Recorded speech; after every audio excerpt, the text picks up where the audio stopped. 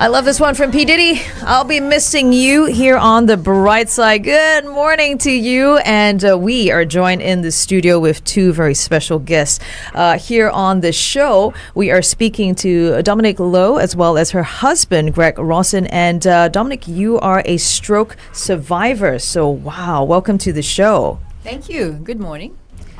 Now, I have to make sure that I have... To both you and Carol. Yeah. Thanks for having us on. Great to be here. Thank you for making time. So World Stroke Day falls on the 29th of October. This year's theme is Together We Are #Greater Than Stroke. I love that. Can you share with us your experience with this condition? How did it all happen and begin? Okay, well, it all happened when I suddenly had like 2 brain aneurysms. I fell, and then I was brought to a hospital, and I had brain surgery basically. And then I think within a week, while in ICU, I had a hemorrhage stroke, which is one of the risks which the surgeon had already informed us. Well, not me, because I had no idea, but informed Greg. Okay. Yeah, and a friend of mine. So I think when it happened, they actually witnessed it because my face was drooping while I was talking. Oh, wow. Yeah, and I sort of vaguely remember their expressions, and I kept asking something like, what's happening or something, because they were like this, like they had a shocked expression, of course. Okay. Yeah, and then essentially I had to start from ground zero to recover because I lost my memory. I forgot Greg's name. I just basically had no vocab. Yeah, I had funny dreams and all sorts of things, yeah. How fast did this set in, the effects of the stroke? I mean, you saw her face drooping, right, Greg? But how far, this memory loss and all that, how fast did you realize it was setting in? I saw her in the bathroom. She had a big bump on her head, and I had no idea what was going on. I said, "Hey, you okay?" And she said, "Yeah, I fell over. No, I'm okay." And I thought something's a bit off here. Wow. I thought we better get to the hospital just in case. I knew nothing about stroke at that time, but something didn't sit quite right. Okay. So jumped in a grab, went to hospital. They did some scans. Doctor said, "Yeah, she's had an aneurysm that is bleeding." So it's a bit different from the kind of stroke that a lot of people often have. But then, as Dom said, when she was recovering in the ICU, then she had the another symptoms stroke. Okay. But luckily, she was in ICU at the time. The doctors got straight onto it, got her back into the room and sorted her out. But that's where most of the damage was done. She came through the aneurysm procedure pretty well and was on the mend. Yes. And then a week later, the stroke came, and it was just, as Dom said, back to ground zero at that point. That must have been such a roller coaster period for you, Greg, to have to see all this unfold right before you. It was crazy. It was like hard to take it in. Just go, what's happening? Like, thought she was getting better, and now she's crashing again. I think Dom was a bit lucky. She doesn't remember any of it. The rest of us, the family, we're the ones with the PTSD from all of that. Yeah. But how about for you, Dom? Do you want to know what happened? Because it must have been very confusing for you. Yes, it was. Well, essentially, I didn't understand. I had, and I kept asking later on when I recovered, like, okay, so was I like sleeping? Was I unconscious, like, for 6 weeks? Because I had to spend 6 weeks in hospital. And and Greg said, no, you were actually sleeping. And then you kept waking up and then sleeping again. And I would wake up and say something stupid. And it made totally no sense. Right. Yeah. Because you said you forgot his name, you forgot your so language. I called him another name. Oh, Lord.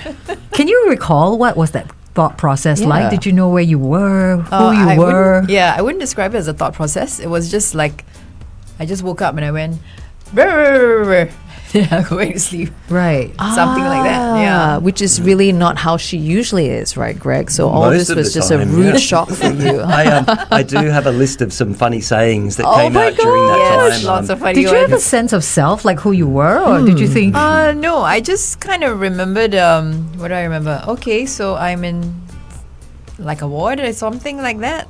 And then I just kept having these funny dreams every day about being in different hospitals and like with patients sleeping on the floor and sleeping bags and all sorts of funny things. And then we were doing an event for hospital staff and management. I feel like this could be the fodder for a movie script. Yeah. Think about it, Dominic. We're going to head on over to Facebook Live. Join us in facebook.com/1FM913 as we speak more about this silent killer. Come on! 1FM 91.3. Alrighty, hey everybody. Thank you Good so much for morning. joining us here on the Bright Side. And of course, we're joined in the studio with stroke survivor Dominique Low, as well as her husband, Greg Rawson. Yes, and little known fact, Greg and me, we worked together once. Yes, now I remember. We had so much fun on that shoot. It was a crazy, fun, chaotic project, that one. Never forget. But we are here to talk about something more serious. And of course, World Stroke Day falls on 29th of October. And the theme for this year, I love it. Together we are #stronger than stroke. So you shared with us about how it just all unfolded in those, first few weeks in the hospital. What was your recovery game plan, if you will, right after, the stroke happened with your husband, both of you working together towards a recovery? What was that like? Well, obviously we started in hospital, and I was moved to the recovery center, and they had a really good program, which I started getting a little bit stressed about because initially, when It's the too good. A therapist lot of hard came in work. and said, okay, you're up, very good. And I was like, so when can I go back? And she's like, okay, so we're going to start on this program, and then it's, you just need to be dedicated and then everything will be fine. It's really simple. And I didn't find it simple at all. So like 3 times a week, we had to go downstairs to this like large gym, kind of a gym. Yeah, and do all sorts of exercises and coordination. And then, I had to speak to therapists and psychologists. And they were wondering whether, my speech was affected. So I had to do certain things. I had to play a lot of iPad games. Ooh, What that was sounds the great. extent of your Yeah. stroke? It affected. Okay, my legs were affected. Okay. Yeah, technically, I think it was my left side. Yeah, and so one of my right leg, I couldn't really move it too much. I could walk, but with difficulty. And then on the left side, I couldn't balance. Yeah. And your hands? My hands were fine. Oh, okay. Yeah. So I think the doctors were pleasantly surprised. Yeah, I had no idea. So they kept asking me how I was. Why do you keep asking me how I am? I don't understand. I think I'm fine. a part of the reason her hands and her legs were okay was because she was in the hospital at the time the stroke came on. They got onto it so quickly. Right. It's all about response. Yeah. That's right. It's about really responding as quickly as possible, right? So for Greg, how about for you? I mean, now you've taken on this really massive role of being a caregiver as well. How does that play into this whole recovery plan for your wife? Okay, so the occupational therapists were very clear when we left the hospital. They said, look, you don't want her to have what they were calling an impoverished recovery, which is where you put the survivor in front of the TV and forget about them. They said, very clear about the first 6 months. They said, this is where most of the recovery happens, and what you don't get back within that 6 months may not come back. So, I see. so we went really hard, and thankfully my family were able to support us financially. Dom had some really great friends, started a GoFundMe. Then what that did was allow me to take 6 months off work and just work on her recovery full time. What did it involve? I mean, you talk about you don't want her to lose certain things because if you don't catch it in that 6 months, it's gone, right? So what were you waking? It may be. I don't want people to lose hope. It Sure. it still can get the faculties back and get their motions back, but it does become harder after 6 months. So what I did was with the help of the therapist, created a daily schedule. And it listed out everything that we need to do. And I am generally a very disorganized person. And suddenly having this come on is extremely overwhelming. You go, how can I be a caregiver? I don't know, what do I do? Yeah. Like, I suddenly have to look after this person. Yes. So writing that schedule was really important, and Okay. keeping in contact with the hospital therapist and say, is this right? And they'd go, yeah, doing a good job. Yeah. So I just want to add that the head of recovery, the doctor, said, okay, so you need to follow a schedule. He had 2 schedules for me. That's how organized he is, actually. Brilliant. One for the brilliant. weekend and one for weekdays. Oh, nice. What were some of the things on this schedule? Yeah. Well, I had to do worksheets. So it was me going back to school. Okay. So I had to do every week, they would give me English worksheets. Okay. And for example, one of the questions would be, one of the exercises would be like, okay, you have a list of words. You need to guess or fill up this thing with a list of words. And the words are like compound words. So it's half of it sounds like this and the other half means that. And to me, I was like, I can't do this. Even if I weren't suffering from anything. I get what you mean. So all that is part of the assessment on how your recovery is going as that's well, right. is it? That's right. So Okay. they were encouraging. I think it's something about. I mean, I may sound very naive here, but it's like, getting the different parts of the brain to connect. Right. Hold that thought. We're going to jump back on air and we're going to have you share more about that recovery here on The Brightside. We enjoyed that track from Steve Perry. That was Oh Sherry, but now it's Oh Dominic and Oh Greg. And Greg, yes. Oh Greg and Oh Dominic. Our Here. two guests in for the World Stroke Day campaign, which happens on the 29th of October. And Dominic, you are a stroke survivor yourself. And Greg, your husband, has been your caregiver, ever since the episode. What year was this actually? August 2020. Okay. Oh, that's not too year, long yeah. ago. So it's actually 1 year. I went onto their Facebook. I've been stalking you, yes. I went onto your Facebook and, it's 1 year on. And then you talked Yeah. about how you are still kind of like, with your recovery plan, still on it. Yes. And how Greg is still, like being very disciplined about it. Extremely disciplined. cracking the whip. Yes. Which is also very important, right? You don't want to rest on your laurels when it comes to the recovery, right? Yes. Two questions here. One, to both Greg and yourself, can you tell us about what is really important when it comes to post-stroke, the recovery?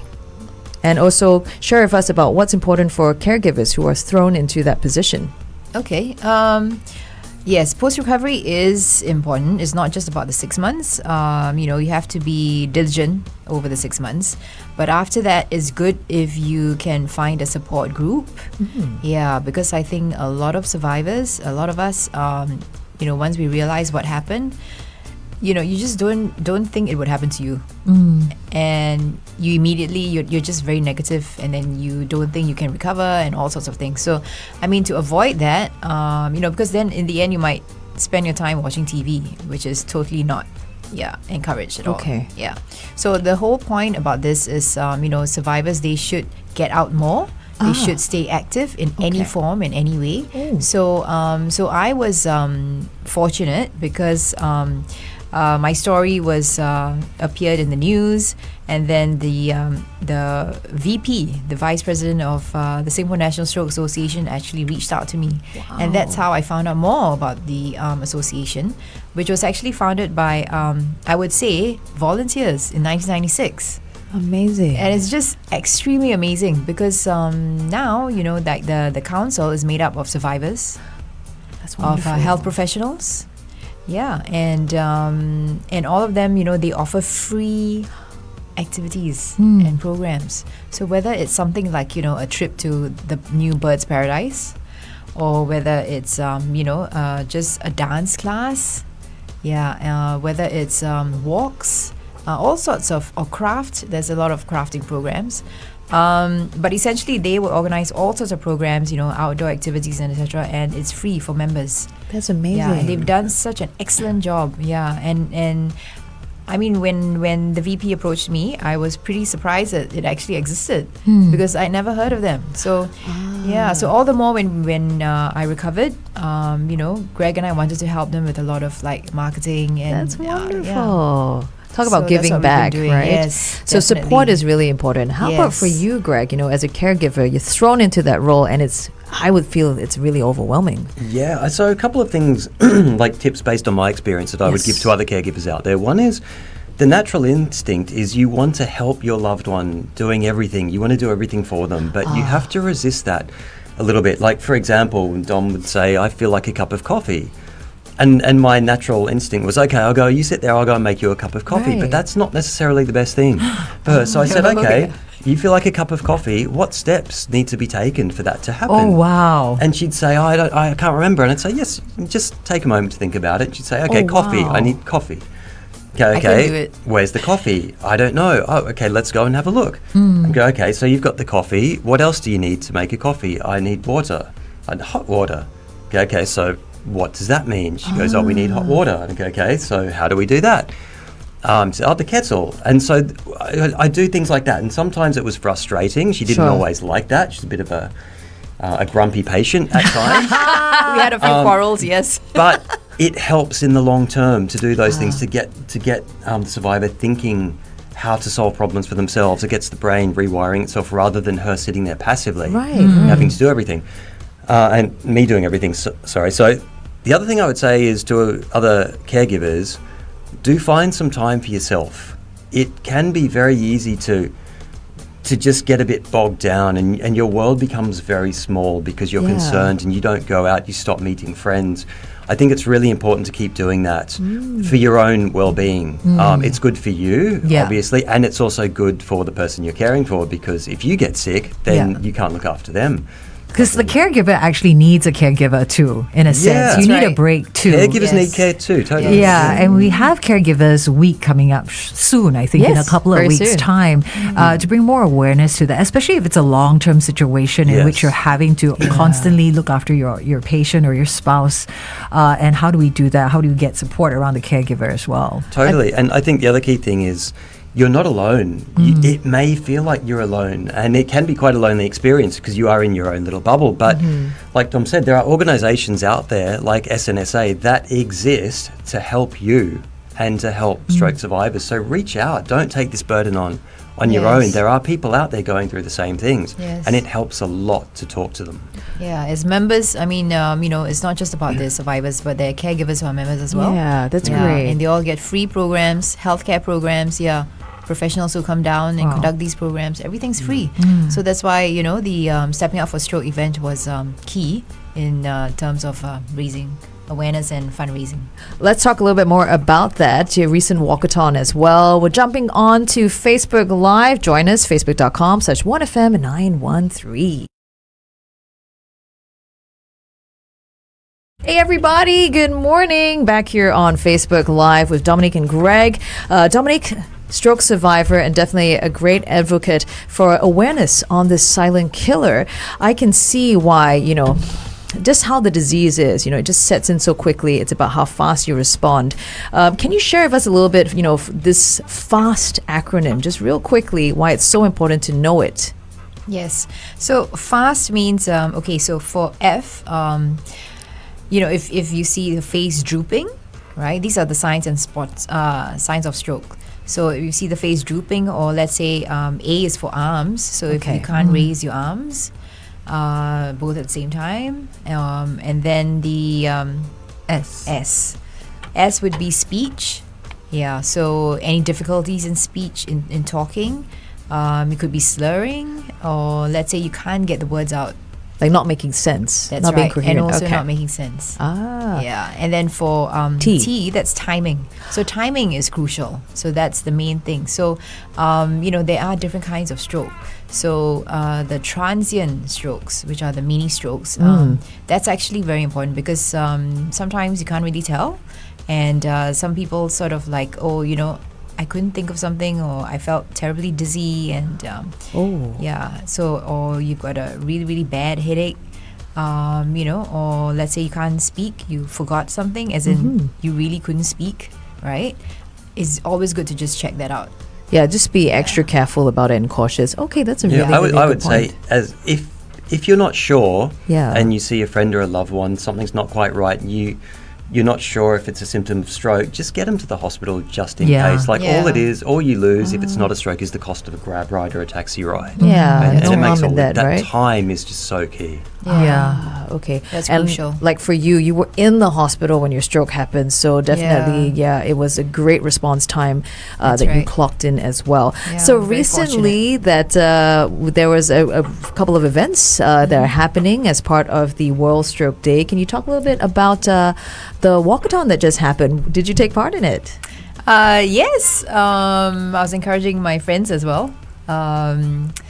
And the walkathon was on Saturday. It was a really big success, actually. So we had the guest of honor, Mr. Eric Chua, Minister of State, and we had some performances. So the stroke survivors actually had performances. We had a sort of a martial arts Tai Chi routine. Oh, wow. Yeah, and the group was called Soaring Cranes. They had a name. Wow. I love They it. insisted they wanted a name. Okay, they'll come up with a name.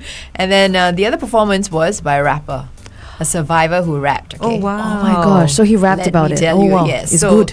Exactly. So it doesn't mean no. It was a lady who rapped, and she was really good because I think the first time I met her, which wasn't that long ago, she had some problems with her walking. Sure. Yeah, and here she was all over the stage. That is a With the sight to sneakers and green, see. like, That's so inspiring. Yeah, acting like a typical rapper. So so I mean the whole point as well that we want to remind everyone is, stroke survivors, even if let's say they have a little bit of a disability, it doesn't mean that they can't be more active, or Sure. they can't pursue their interests, they can't have jobs. Yes, they can. And the beauty about this as well is that SNSA, after your rehab as well, SNSA is really, really positive about this. And, they help stroke survivors and caregivers, especially survivors, encourage them, to stay determined, stay strong. And I have to say, because like even in our chats, the stroke survivors have lots to say. And they're always, I want to take part in this, I want to take part in that, and I think this and I think that, and I think it's really, really good because that's a sign, that hey, life doesn't stop. This happened, I'm moving on. Yeah. And quite a few of them have jobs now. Yeah. That's fantastic. Yeah. What about, would you say you're 100% recovered from your stroke? I would say 99. Okay. What are some of the things that you're still dealing with? Yeah. I'd say maybe for some jokes, it takes me a little bit of time to like get it. Like, Greg, maybe you just need to change. Nobody gets my He's jokes drinking. anyway. So that's not a good barometer. Yeah, just I guess maybe it's also to do with age. Yeah. Like sometimes I forget things. Yeah, it could be. I mean, then I we have to forget sit words down like on and- radio. Happens. Yeah, that's right. Words. Yeah, so that's another thing. Word schmerz. Overrated. But what are you aiming for right now? It's 1 year since, the stroke happened to you. 3 years. 3 years, sorry. 3 years since it happened to you. So what are you aiming for now? What are we aiming See, for? she also Well, cannot The count, memory so it's also, okay. See, quick. FASD, quick. Yeah. I think, to be frank, more time for ourselves because now we're back, working in our boutique agency, and it can get really busy. Sure. Which is good, which is really good, and I'm getting better at managing everything now. But You I have think schedules too. self-care, yeah, exactly. Self-care is always important. So that's the other thing, when it comes to preventing strokes and etc. Self-care. Just have a break because the surgeon also was saying it could be stress. That's why I had brain aneurysm. Wow. Wow, very, very good point there. I need to ask Greg this. Is she now making her coffee? We'll find out on air.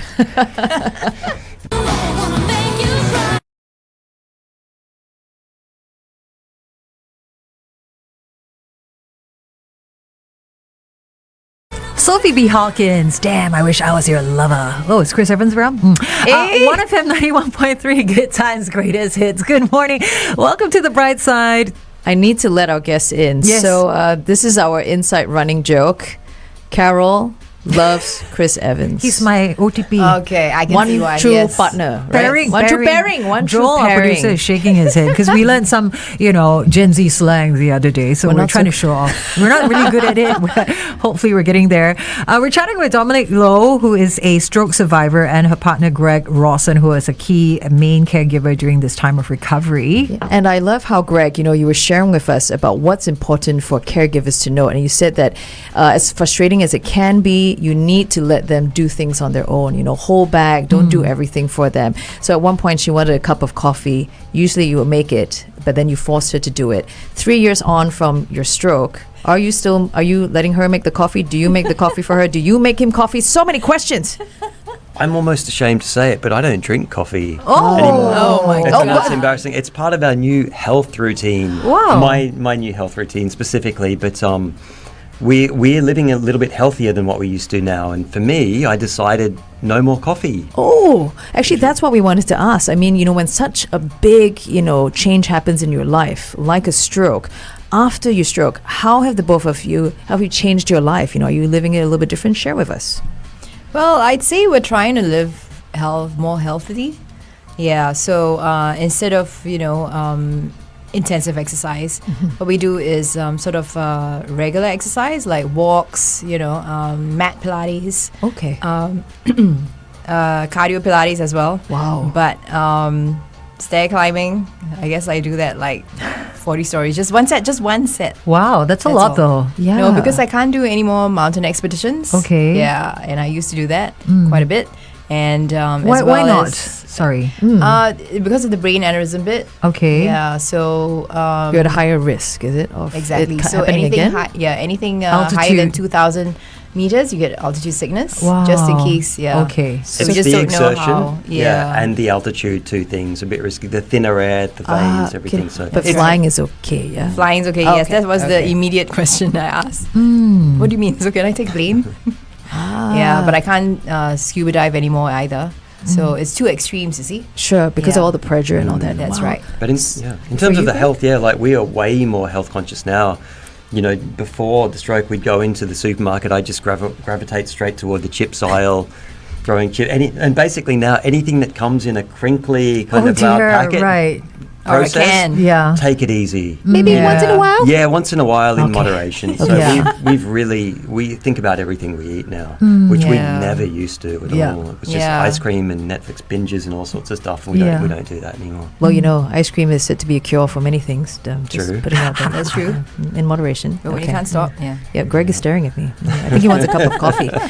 But this is so great. Thank you for coming into our studio. And before we wrap this up, can you share with everybody, you know, resources, maybe a website that people can hit Yes. to? They want to Yes. find out more, even for the caregivers especially. I mean, really, my heart goes out to all the caregivers Yeah. involved in various situations, having to give that kind of care. It's really an overwhelming and a tough job. Yeah. Well, please go to snsasg.org. And what else? SNSA. Okay. And essentially, you can find out all the programs and the activities on the website. And the other thing is the Stepping Out for Stroke event on Saturday was actually a huge success, as I mentioned, because we managed to raise more than 80,000. Wow. Yeah, Good but job. it's still open for donations, which you can actually donate on giving.sg, SNSA. Okay. Yeah, till the Alright. end of November. To the end of November. Yeah, And and it's actually also- at the walkathon there were like 668 participants. Wow. Yeah, which is really Amazing. great. Yeah, because we held it at the our Tampines hub. Mm. Yeah, so actually we didn't expect that many, but yeah. That pretty is good. amazing. Really, really wonderful. And continue the good work that you do. And all the best for you. You've still got about like 1% left, right, to your full Yeah. recovery. I think you're going to hit it by the end of this year. Keep at it, Dominic. Greg just needs Thank to you. work on his jokes. It's okay. I need to send her off to get more coffee. Well, guys, thank you so much for joining us here on The Bright Side. Thank you guys. It's been a Thank pleasure. you very much. 1FM Good times. 91.3. Good times.